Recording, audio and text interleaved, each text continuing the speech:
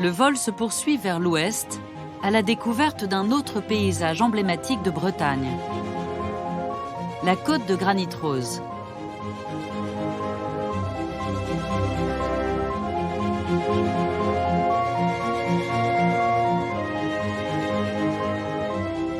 Les roches, comme posées en équilibre les unes sur les autres, composent de véritables sculptures naturelles.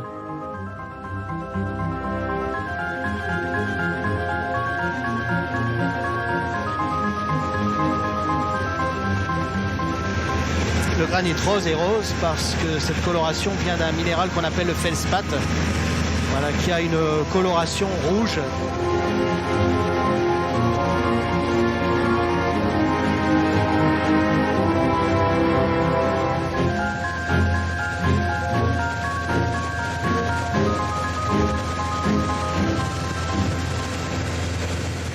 La particularité de la côte de granit rose, c'est la morphologie de ce granit qui a été complètement érodé sous la forme de grosses boules, on appelle ça des chaos de boules, qui sont posés les uns sur les autres. Et c'est ce qui donne ces images assez paradisiaques à tout ce secteur.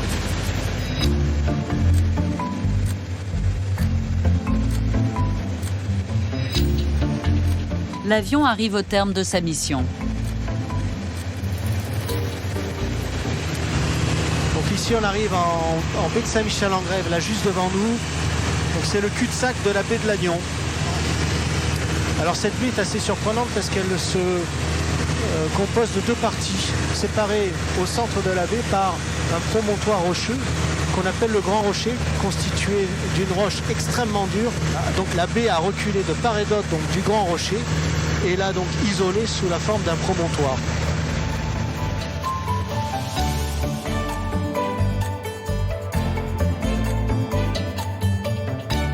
La baie de Saint-Michel-en-Grève fait l'objet d'un suivi scientifique, car elle est régulièrement attaquée par les tempêtes d'hiver. Pour comprendre les conséquences de l'érosion, Serge Suanez et son équipe réalisent ici des mesures avec un drone. Bon, il fait un temps magnifique, hein. On va faire de belles photos, là. Ouais, j'espère qu'on va faire des beaux vols. Serge Suanez s'intéresse en particulier à l'évolution du petit cordon dunaire qui borde le fond de la plage. On s'intéresse à cette baie parce qu'elle est extrêmement vivante en fait. Lorsqu'on regarde les vieilles cartes postales du 19e, début 20e, on s'aperçoit qu'il n'y a aucune dune en fond de baie. Et les dunes vont commencer à se construire dans les années 50-60. Et ce sont des petites dunes, là, elles sont végétalisées. Et on voit très bien d'ailleurs que ces dunes ont souffert de l'érosion cet hiver puisqu'elles sont entaillées en falaise.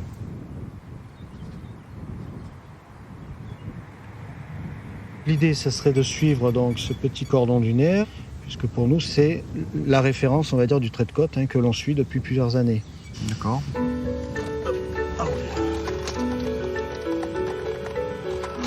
Avec ce drone, les géographes vont prendre une série de photos tout au long de la côte afin de suivre son évolution dans le temps.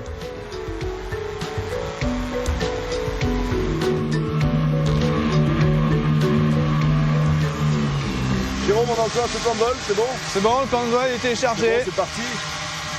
Donc voilà, tu vois, tu te diriges tranquillement vers son Deuxième point. vers son deuxième point. Il a une vitesse de 4 mètres secondes et il prend une photo toutes les 2 secondes. Le plan de vol, il nous permet de refaire d'une mission à l'autre exactement la même trajectoire. Donc les photos vont être prises exactement de la même façon, au même endroit. Ce qui nous permet, avant une tempête et après une tempête, de pouvoir refaire la cartographie et la superposer de la même façon. Cet hiver, les tempêtes ont emporté 20 mètres de dunes. Pourtant, grâce à cette technique, Serge Suanez a pu établir que la plage est en train de gagner sur la mer. Si on regarde plus attentivement ce paysage, on voit de la végétation qui est en train de pousser. Là, c'est une sorte de graminée, on appelle ça du chien-dent. Et cette graminée pousse à l'heure actuelle parce que la dune est en train de se reconstituer. En l'espace de quelques années, on a eu des avancées de plus de 30-40 mètres.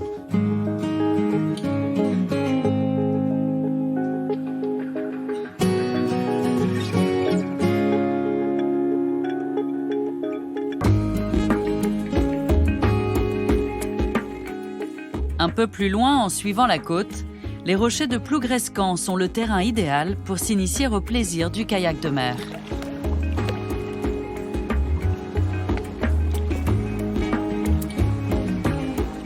N'hésitez pas à vous approcher, simplement vous réduisez la vitesse.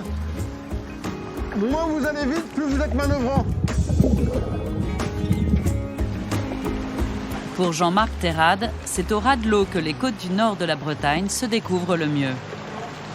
C'est magnifique, c'est magnifique.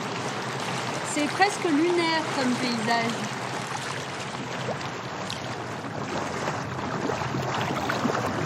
C'est vraiment super beau. Hein. Ouais. T'as vu la visée, on arrive à voir. Ah ouais, tu vois le fond, quoi. Ouais. 2-3 mètres de profondeur sans aucun problème. Exceptionnel. Je ne m'attendais pas à des fonds aussi beaux et une telle diversité. Non, non, du tout. C'est une vraie découverte. Naturaliste professionnel, Jean-Marc Terrade a choisi le kayak pour convier les passionnés de nature à vivre une expérience au plus près des éléments. Le principe du kayak de mer, c'est surtout de ne pas rester dans des grandes étendues, ça n'a aucun intérêt. Par contre, on va pouvoir cheminer dans des petits couloirs où il y a juste la place à passer. Donc 60 cm, 10 cm de tirant d'eau, on peut passer. Avec son étrave qui fend l'eau, le kayak de mer est particulièrement stable. Mais une petite initiation s'impose en cas de retournement. Quand on fait des exercices, ce que l'on dit, c'est que la tête doit sortir en dernier de l'eau.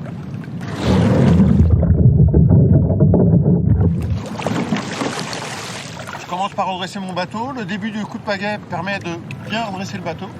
Et à la fin, j'ai un petit coup de pagaie qui me permet juste de remonter le corps. On va passer au pied du goéland marin. Vous voyez le goéland marin? Ouais, ouais. Hop, parti.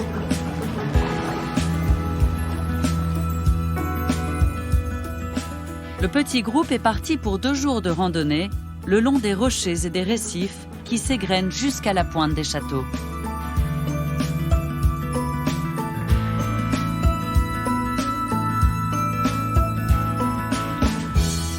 Sur le rivage, des pêcheries témoignent d'un savoir-faire ancien qui a marqué le paysage. Ce sont des réservoirs qui se remplissent à marée haute. Un filet disposé à la sortie piégeait les poissons à marée descendante.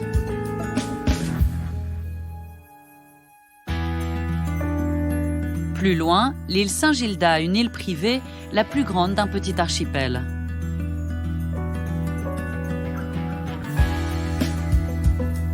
Ici, les îlots sont reliés par ces bandes de galets caractéristiques de la région.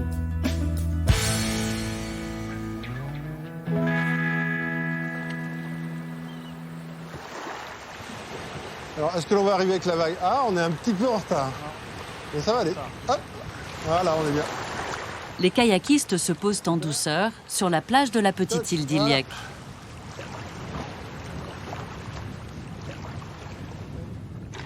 Elle est reliée à un autre îlot par un grand cordon de galets. Un phénomène géologique qui bouge sans cesse au gré des mouvements de la mer. Le principe, c'est si les vagues sont très grosses, il y a beaucoup d'eau qui monte, qui pousse les galets vers le haut, ce qui fait qu'on va avoir progressivement des galets qui vont remonter et le cordon qui va gagner en hauteur jusqu'au jour où une plus grosse vague va arriver et va casser le cordon de galets, comme on peut voir la brèche qui est au fond là-bas. Ah, c'est incroyable. À chaque fois qu'on passe d'un lieu à l'autre, c'est une nouvelle surprise. Incroyable. Diversifié aussi, ouais. C'est juste magnifique. Ah ouais. Regarde, 3 kayaks là, le sentiment de liberté absolue.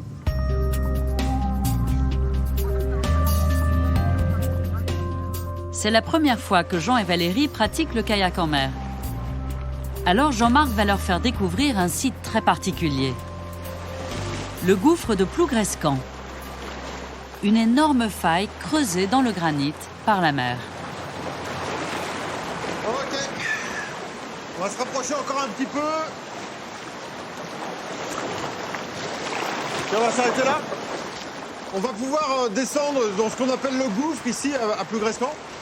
Mais par contre, comme il y a un petit peu de houle et que c'est un peu étroit, par sécurité, ce que l'on fait, c'est qu'on y va en marche arrière.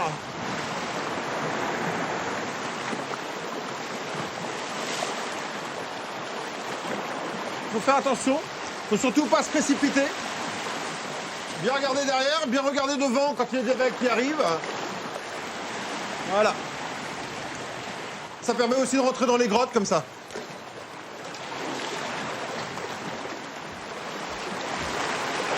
Regarde par ici, Jean.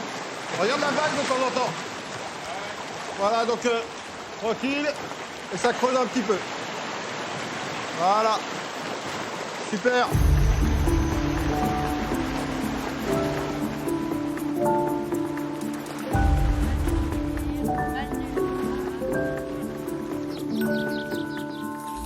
Après 8 heures de navigation, l'équipe arrive enfin en vue des îles d'Air. 2 îlots qui ceinturent un lagon aux eaux transparentes. Un havre de tranquillité à quelques centaines de mètres de la côte, où les kayakistes ont décidé de passer la nuit.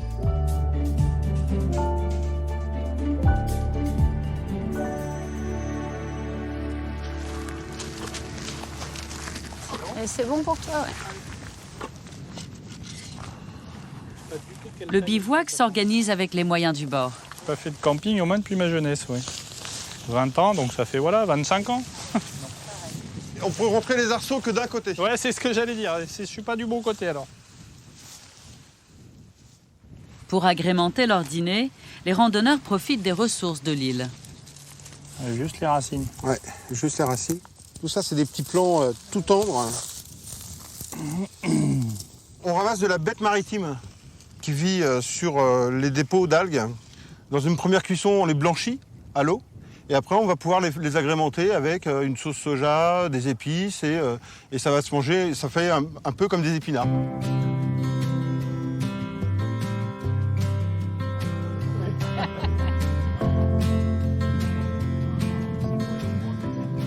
Le côté convivial du bivouac, ce côté de se retrouver en pleine nature, dans un silence absolu, c'est magique. Le seul bruit qui risque de nous déranger, c'est demain matin, les oiseaux, quand le soleil va se lever, et qui vont nous réveiller. C'est juste magnifique, quoi. Et ça, c'est des moments qui sont forts et où on se retrouve soi-même, je pense.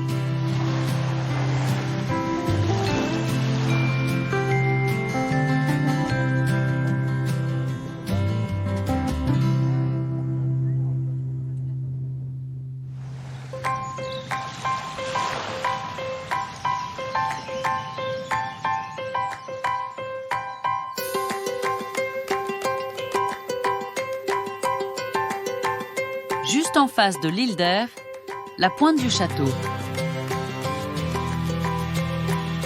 Sur ce bord de côte, rien ne semble avoir changé depuis des siècles. Ces maisons disséminées parmi les rochers témoignent de l'époque où seuls les pêcheurs construisaient leurs maisons au bord de l'eau.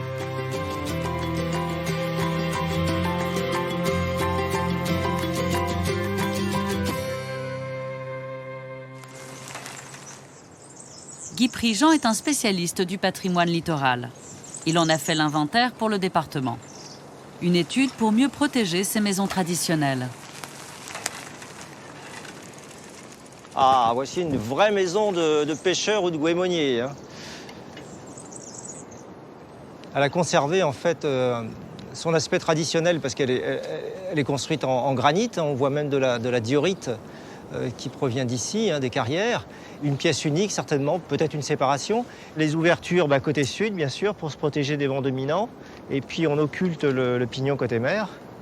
Et il y a beaucoup de maisons comme ça qui sont blotties contre les rochers à Plougrescan.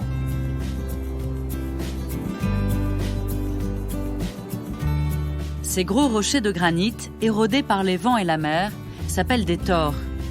Éléments immuables du paysage, ils servent d'abri aux habitants de la côte depuis le néolithique. Alors pourquoi est-ce que les gens ont choisi de vivre ici, dans un habitat isolé ? Tout simplement parce qu'ils ont besoin d'être proches de la grève, proches des ressources de l'estran. Et puis souvent ils ont un bateau, donc nécessité aussi de surveiller son bateau, ses outils de pêche, donc de l'échouer sur la grève là. Les poissons et les coquillages sont alors une ressource précieuse. Mais il y a un autre trésor sur lequel veillent les pêcheurs, c'est le goémon. Les algues, c'est une richesse économique extrêmement importante. Pourquoi ? parce qu'avec ces algues, on engraisse les terres, hein, le vaouache, le colache, le pisache en breton. C'est aussi une ressource pour se chauffer autrefois, pour nourrir les bêtes. Les cultivateurs allaient dormir sur les cordons de galets pour être le premier sur le goémon. Et cela jusqu'en 1960.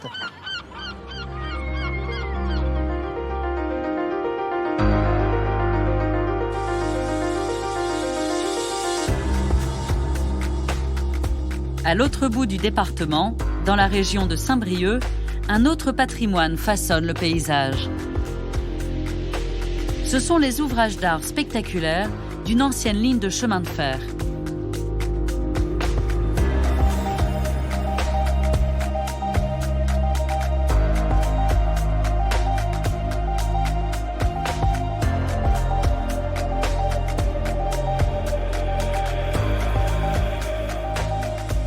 C'est sur la passerelle du Marais de Lilley, derrière la plage des Sables d'Or, que nous retrouvons Guy Prigent. Nous sommes ici sur le tracé de la voie ferrée construite il y a près de 90 ans qui va structurer le territoire littoral des Côtes d'Armor en particulier. Le chemin de fer en fait va accompagner l'aménagement de la côte, donc à partir d'équipements comme des ponts, des passerelles, des viaducs qui vont traverser les vallées, qui vont offrir aussi un paysage maritime qu'on n'avait pas l'habitude de voir. C'est un polytechnicien breton, Harel Delanoë, qui construit la ligne et désenclave ainsi les petites villes côtières. Il bâtit de nombreux viaducs et choisit un tracé au plus près du rivage. Une singularité à l'origine du tourisme balnéaire et de l'engouement pour les paysages bretons. Mais concurrencée par l'automobile et déficitaire, la ligne est fermée en 1956.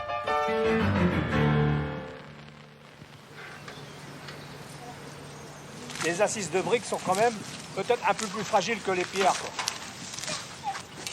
Aujourd'hui, l'association Harel Delanoë se bat pour honorer la mémoire de l'ingénieur et tenter de préserver ses ouvrages abandonnés depuis 50 ans. Avec ses 130 mètres de long et ses 22 mètres de haut, ce géant est l'un des plus majestueux viaducs de la ligne. Mais aujourd'hui, il est interdit d'accès car certains éléments menacent de tomber. C'est essentiellement les parties en béton armé qui étaient sur les encorbellements là-haut, vous voyez, qui sont assez dégradés. Autrement, il est parfaitement sain. Vous avez quand même des ouvrages qui sont bons architecturalement et qui sont super bien intégrés dans le paysage. Ce qui fait que ça vous donne vraiment des endroits magnifiques pour pouvoir vous promener en famille. Et je crois que même la nouvelle génération est assez sensible à tout ça. Le but de l'association, c'est de faire classer ce pont remarquable. Là, tu auras un beau belvédère avec la vallée, là, et les prairies fleuries en face. Ah oui, et puis dans cette vallée sauvage, c'est magnifique. Il est représentatif d'une période charnière de l'évolution des techniques de construction au début du XXe siècle. Ce viaduc est particulièrement intéressant parce qu'il a tout le style Harel Delanoë avec l'habillage en briques qui rythme la répétitivité des arches et des piles. Mais il a également un cachet particulier puisqu'il est monumental, il est sur une vallée assez ouverte et il est surtout proche d'un paysage magnifique, un paysage côtier, et il est courbe.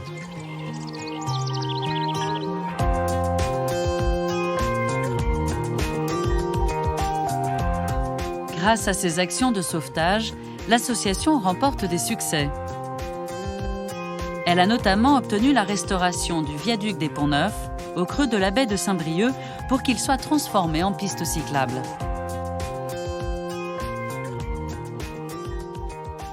Il est exceptionnel ce viaduc puisque déjà ses dimensions sont très imposantes. Il fait presque 30 mètres de haut, 26 mètres au-dessus du Ludig-Ouessant. Et il utilise pour la première fois sur ce type d'ouvrage la préfabrication. Alors vous voyez la finesse de ces éléments, tous ces arcs types de 12 mètres, il y en a 8. Ils sont extrêmement légers et ils vont permettre des portées de plus en plus grandes. Un ouvrage qui ne retrouve pas un usage est mort. C'est comme ça que nous avons sauvé ce viaduc. Aujourd'hui, la véloroute va passer et tout le monde pourra profiter de ces magnifiques paysages. Et nous, on s'en satisfait énormément vu ces années d'efforts.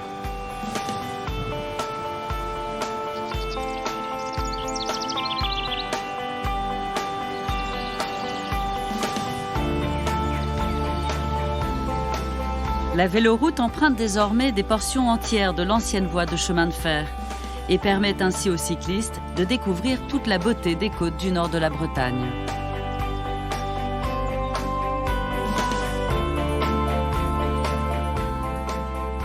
L'arrivée du train transforme l'architecture du littoral au début du XXe siècle.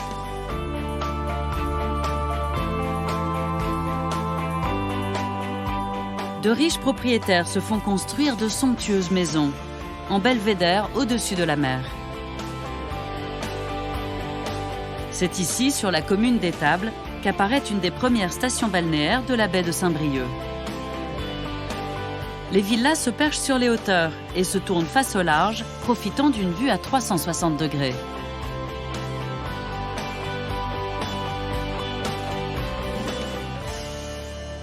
Aux abords de la plage, nous retrouvons Guy Prigent. Ce site va évidemment séduire, puisque regardez, au pied des falaises, un accès direct à la mer, une plage immaculée, on peut courir, on peut nager, il y a même un plongeoir.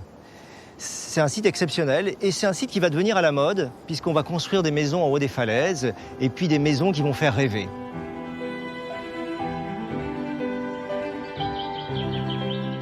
S'inspirant de la mode qui a déjà cours à Dinard et à Saint-Malo, les maisons se parent de jardins à l'anglaise, accessibles par des escaliers cachés dans la verdure. Mais la perle de la côte, c'est la villa Le Caruel. Un chef-d'œuvre moderniste qui, à l'époque, crée la surprise avec son toit-terrasse et ses baies cintrées.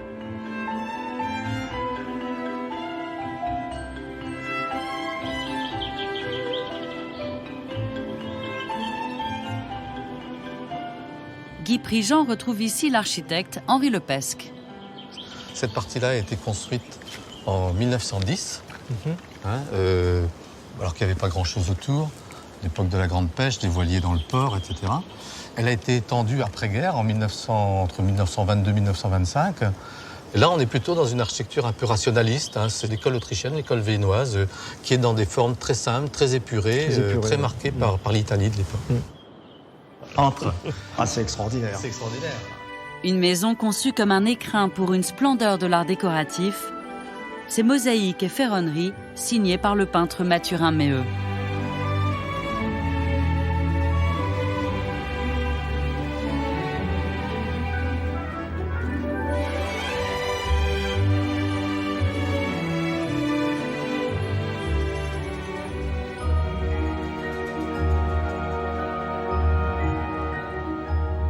On entre dans un autre monde, on n'est pas loin d'être dans 20 milieux sous les mers.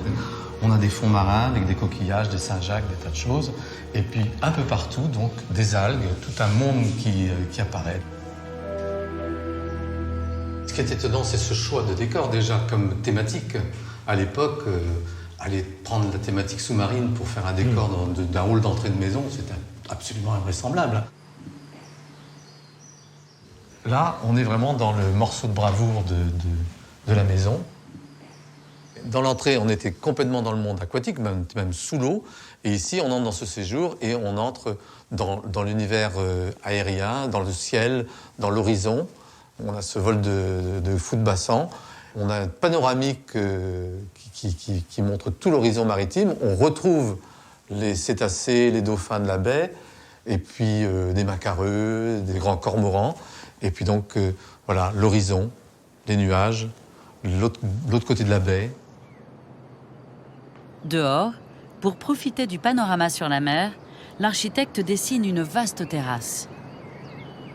Elle est décorée par Isidore Odorico, un artiste virtuose qui réalise ici son premier chef-d'œuvre. J'ai vraiment une dernière chose à te montrer.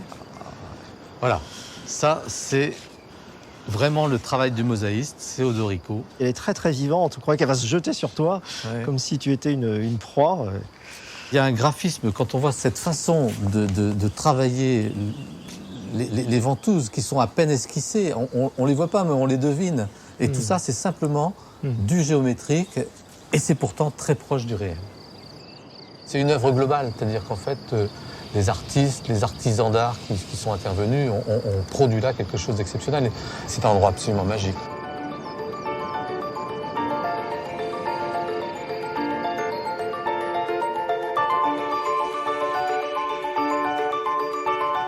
Nous partons pour l'embouchure du Trieux dans la région de Paimpol, un des plus beaux sites de navigation du nord de la Bretagne. Ici, le fleuve côtier s'élargit et se jette dans la Manche, à la rencontre des îles de Bréhat.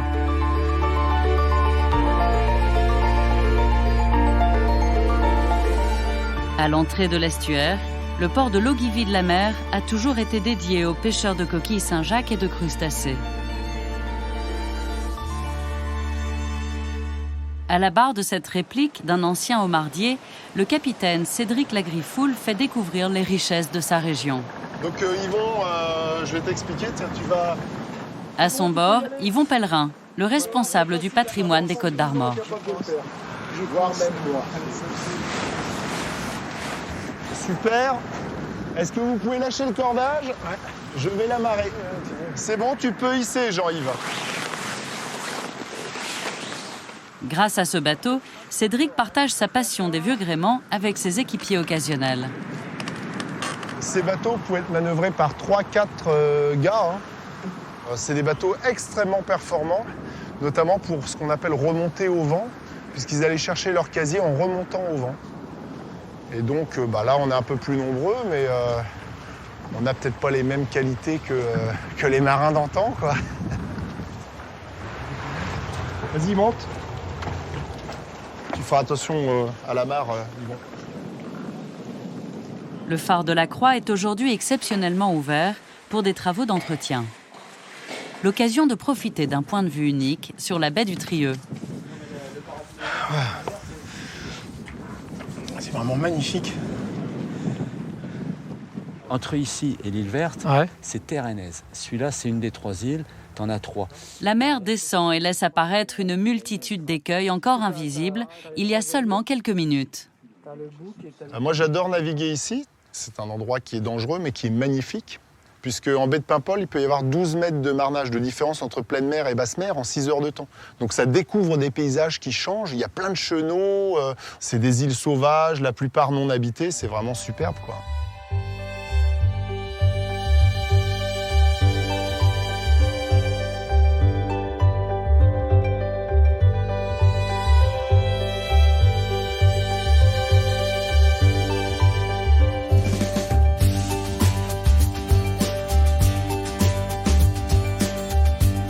Nous quittons l'embouchure pour remonter le fleuve.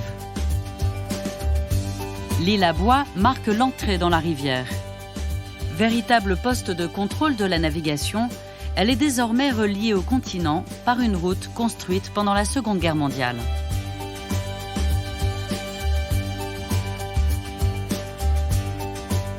Le Trieux est navigable sur 17 km.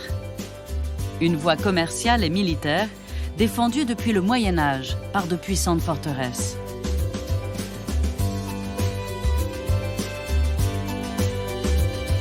Dominant une boucle de la rivière, le château de La Roche-Jagu est le joyau du Trieux.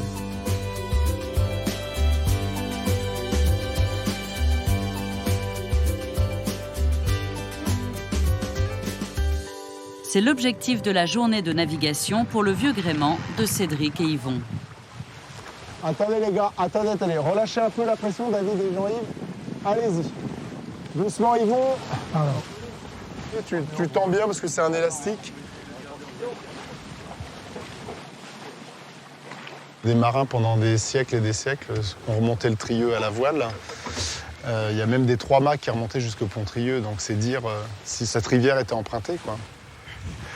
Ah là, on revit ce que tant de marins ont vécu pendant des siècles. C'est époustouflant de beauté.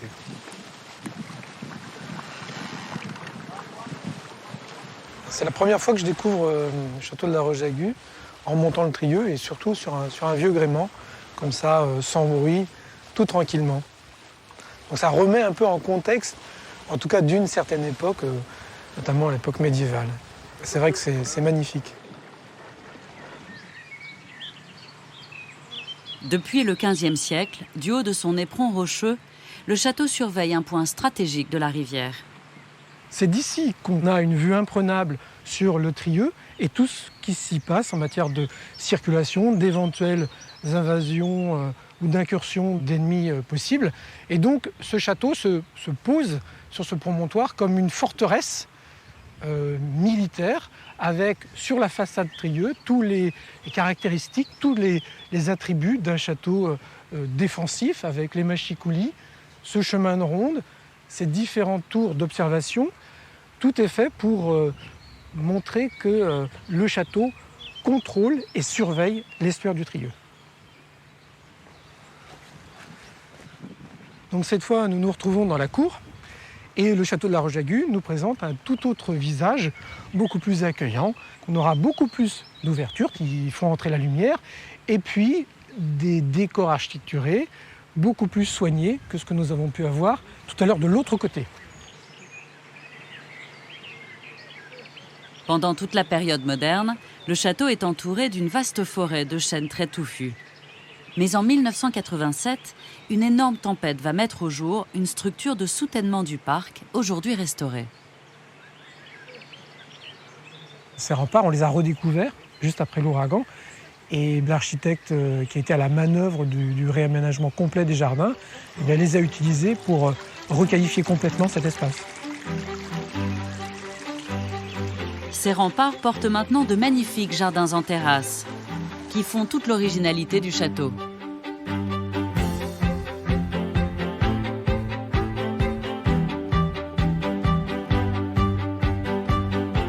Nous suivons la côte vers la baie de Saint-Brieuc. C'est dans cet abri naturel que s'étend un des plus importants sites de production de moules de Bouchot en Bretagne. Le produit phare d'une région qui recèle bien d'autres atouts pour les gastronomes en quête de nouvelles sensations.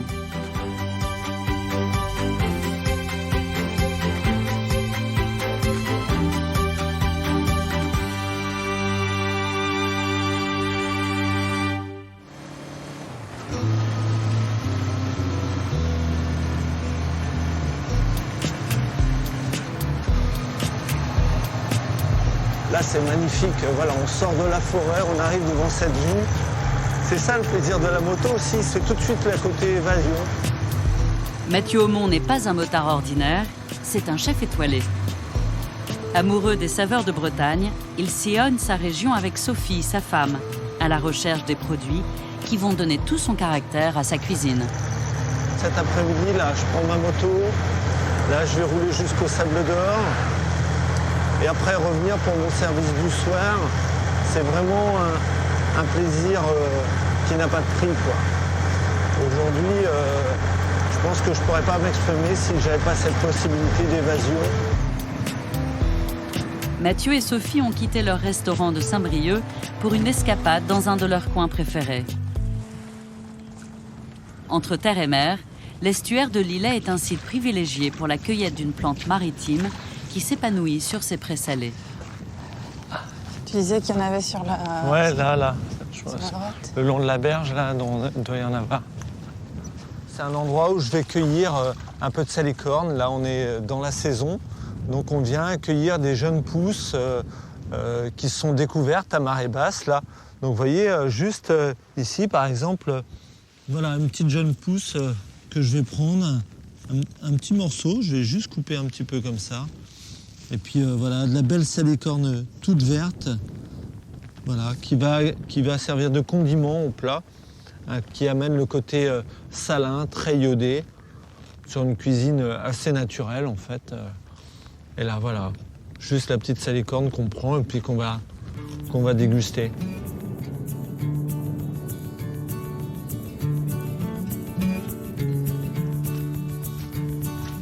Bon, tu vois, juste là, un petit peu. T'as raison, celles-là, elles sont belles.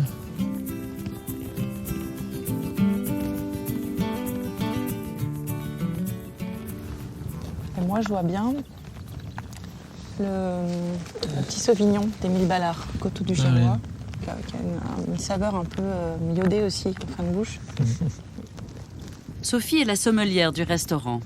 Ensemble, ils profitent de ces échappées en pleine nature pour élaborer leur carte. c'est aussi l'occasion d'échanger des nouveaux accords mets et vins qu'on mettra en place. Voilà, c'est ça qui est merveilleux, de pouvoir discuter de ça tranquillement au soleil, dans la nature.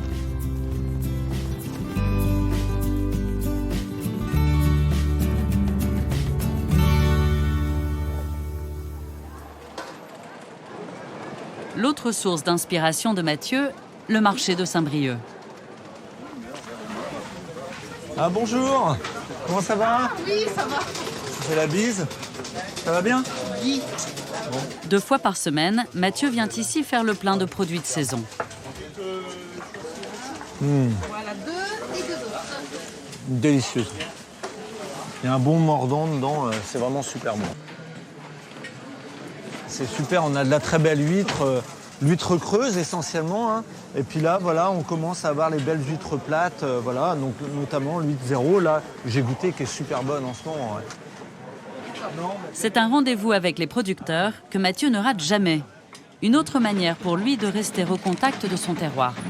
C'est pour ça qu'on est fermé aussi le samedi matin, comme ça me permet d'aller faire mon marché tranquillement, d'aller à la rencontre de mes producteurs. Et puis après, voilà, j'ai fait mon marché tôt le matin, puis après je reviens en famille plus vers midi pour manger les galettes avec les enfants. Voilà, c'est ça l'ambiance du marché aussi.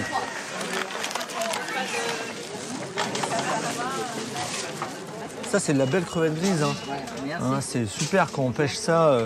Quand on est gamin, on va dans les petites mares, là, du côté de Martin-Plage, tout ça. On se ramasse des crevettes et on les mange comme ça, vivantes aussi. Ouais, ça, c'est vraiment un très très beau produit. Hein. Mets-moi une petite poignée de crevettes, là. Ça, elles sont bien vivantes, c'est super. Ah ben, on arrive chez mon copain Jean-Luc. Jean-Luc Logo-Alec est producteur de fruits et légumes bio dans les environs de Saint-Brieuc. Oui, mon chef. Une petite fraise, ça c'est du vrai, la naturelle. Ah bah, je vais t'en prendre. Depuis 4 ans, il est aussi un des complices du cuisinier. Encouragé par des chefs créatifs comme Mathieu, il s'est lancé dans la culture d'une grande variété de légumes.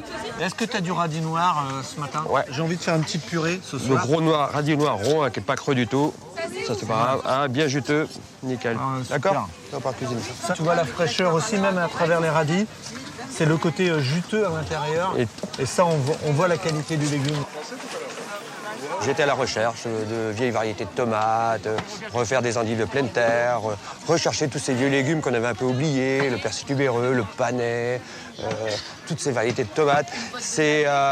Pour moi, c'était une nouvelle aventure. Après 10 ans de métier, j'ai repris goût à mon métier. Il est où le persil tubéreux? Ici. Tu m'as fait un bouquet ce matin, c'est sympa. Ouais, j'ai de la chance, hein. Regarde ça, ce beau petit bouquet. Hein? Là, tu as de la moutarde rouge qu'on a retrouvé tout l'hiver. C'est puissant. Qu'on a retrouvé tout l'hiver dans la salade que tu as utilisé tout l'hiver. Ouais. Et là, elle est montée à fleurs. Donc là, tu vas pouvoir récupérer les petites fleurs. Là, c'est vraiment de la fleur locale, du terroir que je vais pouvoir transcender à travers les plats. Le marché est fini, mais avant de partir, reste une étape incontournable. En Bretagne, à Saint-Brieuc notamment, il n'y a pas de marché sans galette. Hein. C'est la galette saucisse, voilà. Il n'y a pas loin à faire, les galettes sont là, les saucisses sont à côté. C'est comme ça un marché, ça démarre souvent comme ça et on finit comme ça souvent. Hein, voilà.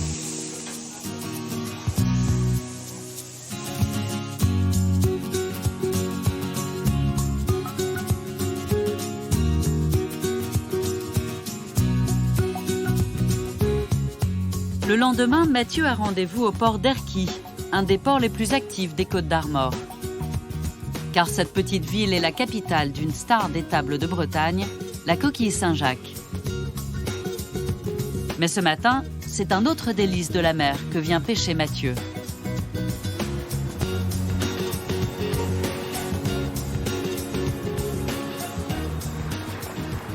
Il accompagne Stéphane Ferré, un spécialiste de la pêche aux ormeaux.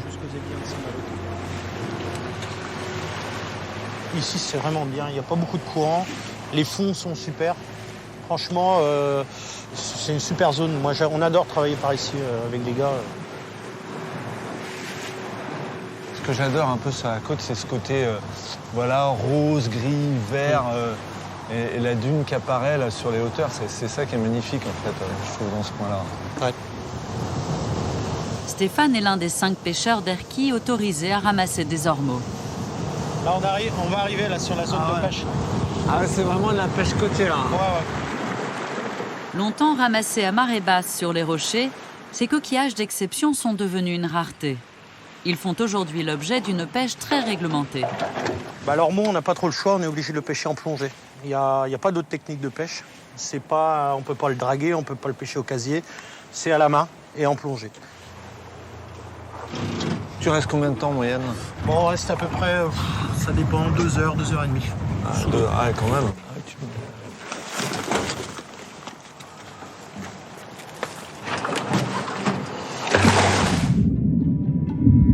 Voilà, j'adore. Tu vois, là, tu le vois disparaître, là, c'est superbe, quoi. Stéphane va devoir chercher le coquillage caché parmi les algues et les rochers.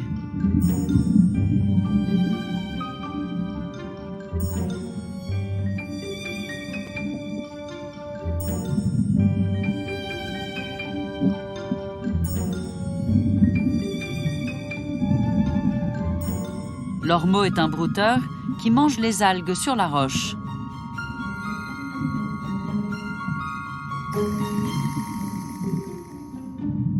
Stéphane utilise son couteau comme mesure pour éviter de ramasser les coquillages trop petits.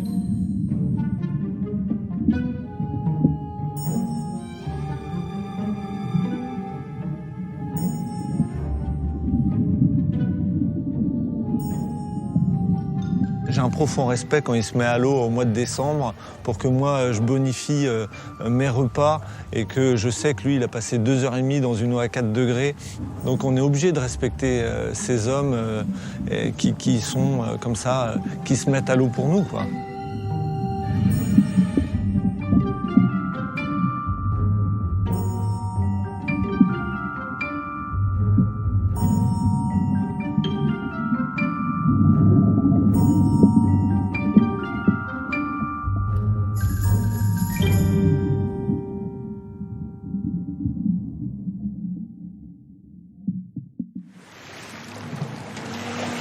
Comment ta pêche miraculeuse?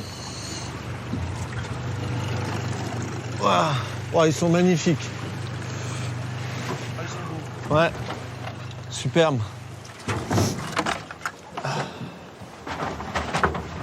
Ceux-là, ils sont plus sur 11, 12.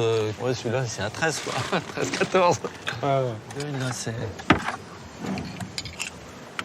ils atteignent leur maturité sexuelle à 9 cm, donc il ne faut pas les prendre avant. Il faut les laisser se reproduire au moins une saison. Ça nous permet de continuer à avoir du stock et faire du petit. Stéphane, c'est vrai qu'il m'est précieux parce que depuis que je l'ai rencontré, l'ormeau, j'en ai fait un plat phare de ma carte et du restaurant. Il pêche souvent à la demande. J'ai une confiance aveugle, donc pour moi c'est super en tant que cuisinier d'avoir un produit qui arrive et qui est parfait. De retour à son restaurant, c'est le début du service.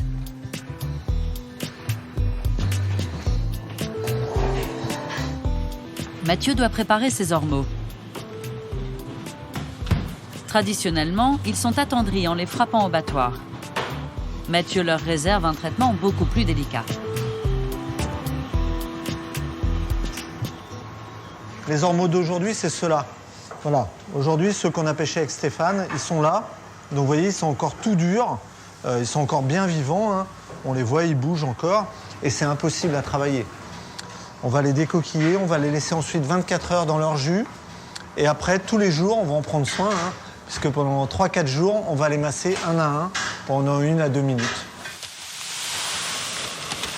À sa recette, Mathieu rajoute une autre saveur de Bretagne, la graine de blé noir. Bon là, Charlie, on va le laisser toute la soirée, hein. Le blé noir, c'est tous ces parfums de crêperie aussi, voilà, qui font partie du patrimoine breton. Avec les gros radis noirs du marché, Mathieu a préparé une purée légère. Ouais, super. Voilà, on est parti, on a notre ormeau qui a bien rôti. Il faut qu'il garde son jus à l'intérieur, on le croque, on a encore l'eau de la mer à l'intérieur, sinon ça n'a plus d'intérêt le coquillage. Charles, l'émulsion au blé noir? Je suis là, chef. Ok, c'est bon. Pose-la là, merci. C'est aussi le rappel de la mer avec cette petite écume qui vient se déposer.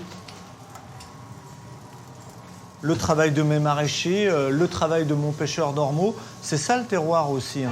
C'est vraiment les gens qui y travaillent et les gens grâce à qui on arrive à créer des recettes. Voilà, c'est une histoire d'homme, le terroir.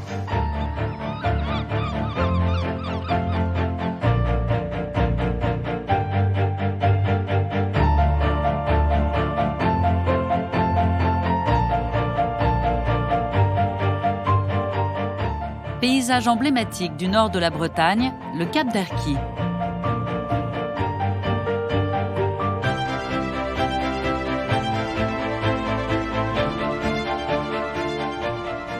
Il forme avec le Cap Fréhel un site remarquable du littoral.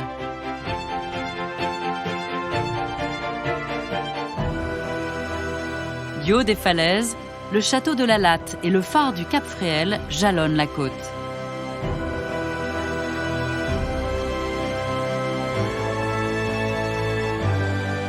Il domine un vaste plateau de landes.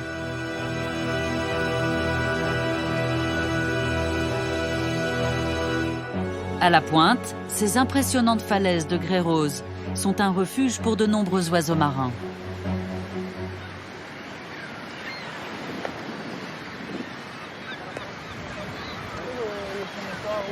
Aujourd'hui, cette équipe de naturalistes vient observer une espèce d'oiseau menacé. Sur le haut, j'ai un doute, dans le paquet de guillemots, il va y avoir un poussin aussi là déjà. Ici, niche la plus grande colonie de guillemots de France. Une espèce proche du pingouin, dont les populations ont diminué durant ces dernières décennies. Voilà, on est aux alentours de 250 couples nicheurs guillemots ici dans la falaise, et qui sont déjà bien avancés, hein, parce que là on arrive dans la phase d'éclosion, et donc les premiers poussins sont déjà nés là. Le travail des ornithologues permet de protéger les oiseaux, tout en offrant aux visiteurs la possibilité de contempler au plus près les merveilles du Cap Fréhel. Il y a eu de gros travaux réalisés par le passé justement pour progressivement guider les visiteurs et limiter la pression sur le milieu qui est ici présent, quoi. Je dirais les oiseaux sont les artistes qui mettent en image un petit peu tout le Cap, c'est le côté vivant du Cap Fréhel en fait.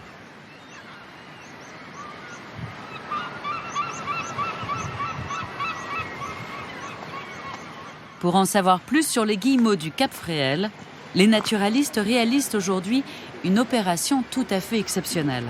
C'est laquelle la tienne, la mauve? La jaune? Bernard Cadiot est ornithologue. Il étudie la dynamique des populations de guillemots. Avec Morgane, une cordiste, il s'apprête à descendre dans les falaises pour capturer ces oiseaux et les équiper de GPS. On débarque dans une colonie de reproduction, donc l'objectif c'est d'avoir le dérangement minimal. Là les oiseaux sont avec des poussins sur œufs, nous c'est 0 dégâts, donc pour nous non, j'ai pas d'appréhension, non. Pour mes clients en bas, oui.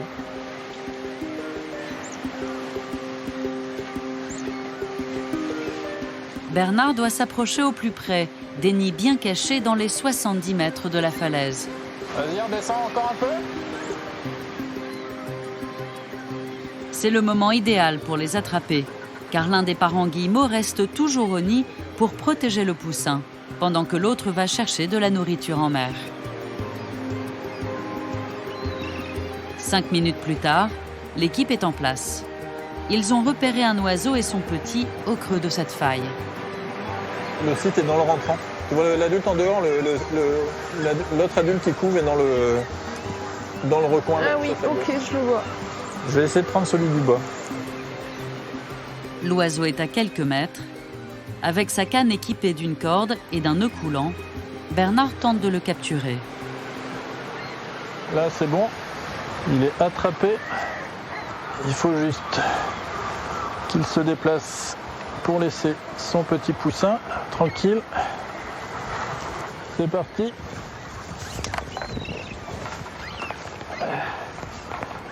Capturé.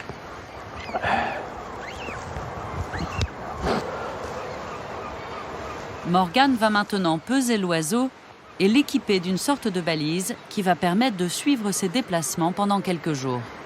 Ça tient 2 jours là. Ouais.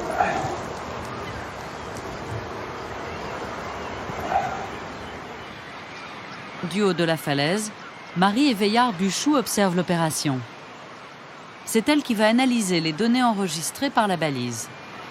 Ça va permettre de retracer le chemin que l'oiseau a parcouru pendant l'intervalle de temps où il y a eu le GPS sur lui. Ah ouais, c'est bon.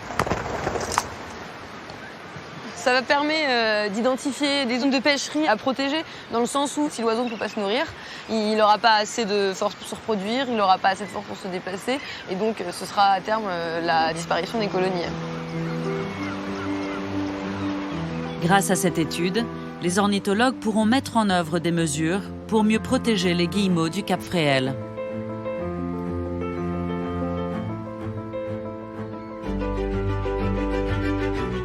Comme un frère jumeau du Cap Fréhel, le Cap d'Erquy est l'autre grand site de la côte d'Émeraude.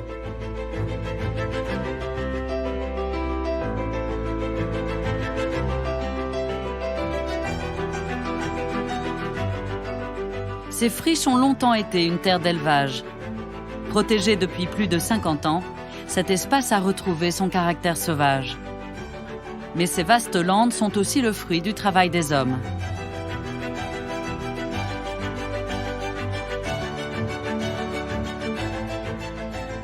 Ce matin, Roméo et Valérie installent leur troupeau de brebis dans ce pré pour la première fois.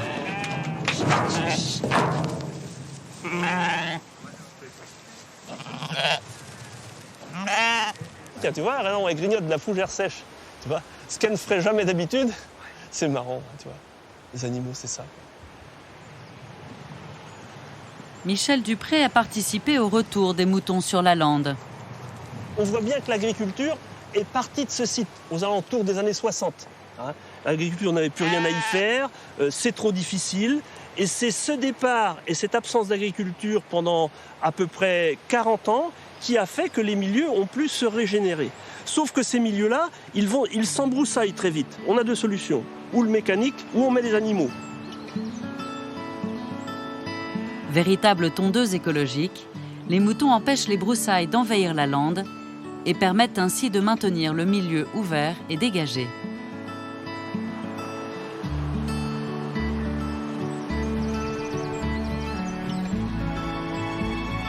Mais pour les fougères qui envahissent rapidement les dunes et étouffent les autres espèces, Michel utilise une autre méthode, le roulage mécanique.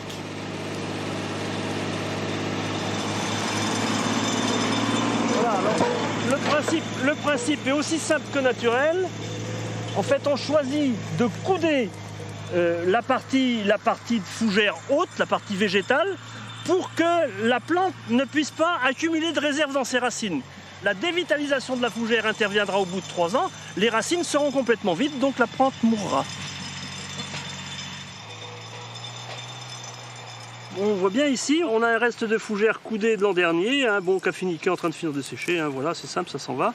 Bon, donc on a après, là, notre dune grise telle qu'on la veut à peu près. On a la vulnéraire, on a le géranium, on a le rosier pimprenelle. On estime ce milieu restauré après 3 années de roulage de fougères successifs. Voilà ce qu'on obtient dans de la dune. Hein, et pour nous, c'est très satisfaisant.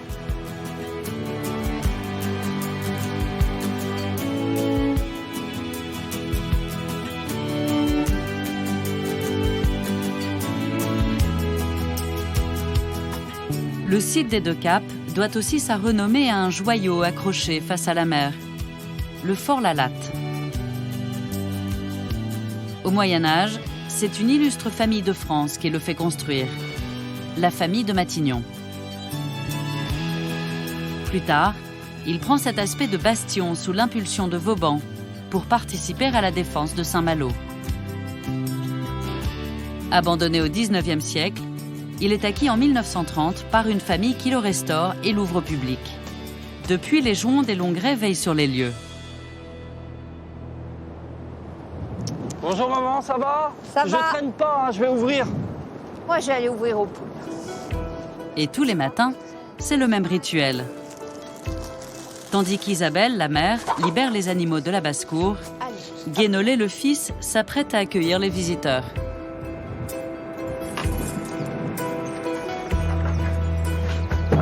Fort Lalatte comporte plusieurs systèmes de défense successifs et autant de portes à ouvrir.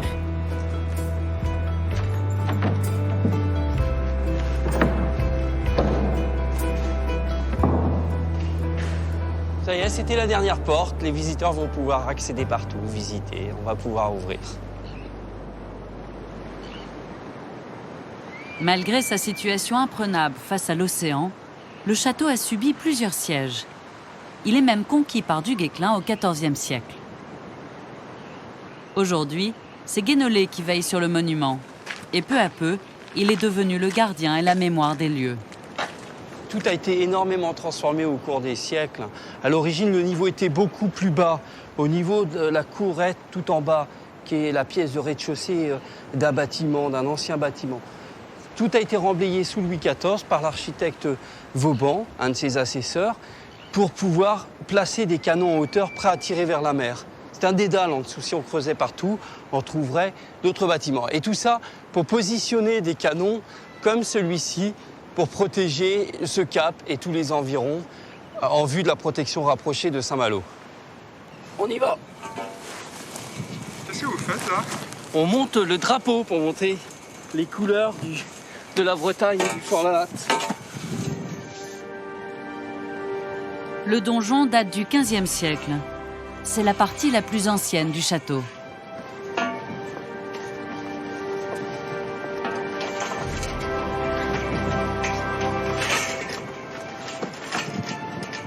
Ici, on le trouve sur le haut du donjon, à 55 mètres au-dessus du niveau de la mer.